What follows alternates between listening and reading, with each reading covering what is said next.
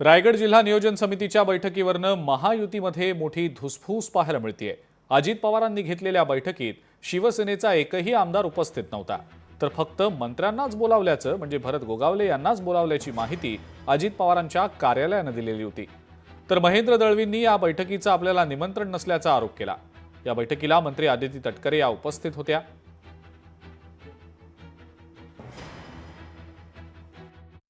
रायगड आणि नाशिक घेताना तिथं पालकमंत्री नाही आहेत। त्यावेळेस असं ठरलं आमचं वरिष्ठ पातळीवर, माझं, मुख्यमंत्र्यांचं, एकनाथराव शिंदेंचं, की फक्त मंत्र्यांना तिथल्या बोलवायचं, रायगडच्या एकाही आमदाराला बोलवलं नाही। अरे पण बोलवलंच नव्हतं ना मीटिंगला। मी तिथं दोन्ही मंत्री म्हणजे आपले गोगावले साहेब आणि आदिती तटकरे यांनाच बोलवलेलं होतं।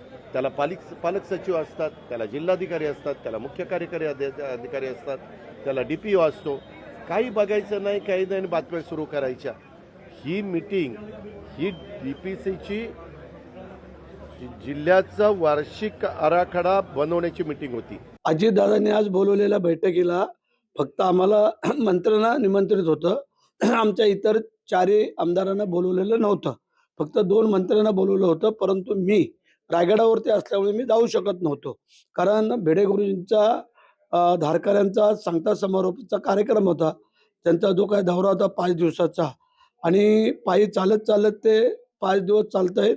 आणि आज त्यांचा सांगता समारोप आम्ही रायगडावरती गेला। आमच्या समेत जवळजवळ 5 आमदार आणखी आलेले होते, तर त्या आम्ही सगळ्यांनी मिळून तो कार्यक्रम तिथे समाप्त केला। परंतु मी ह्या मीटिंगला पोहोचू शकत नव्हतो। 9:30 वाजताची मीटिंग होती आणि त्यानंतर कॅबिनेटला पण मी पोहोचू शकत नव्हतो। त्याच्यामुळे आम्ही ह्या बैठकीला हजर नाही राहू शकलो। कुठेही आम्ही सर्वजण हसत खेळत काम करतो आणि अगदी त्या पदाच्या पलीकडचे पण आपले सगळ्यांचे संबंध आहेत। ते पद म्हणजे काय अंतिम हा काही विषय नसतो। मला वाटतं की मी पहिले पण सांगितलं की या संदर्भातले सर्वस्वी अधिकार माननीय मुख्यमंत्री महोदय, माननीय उपमुख्यमंत्री महोदयांचे आहेत आणि सरळ गोष्ट आहे, ते जे निर्णय करतील त्या निर्णयाची अंमलबजावणी होईल। लोकशाही मराठी ऐका, पहा, जागरूक रहा।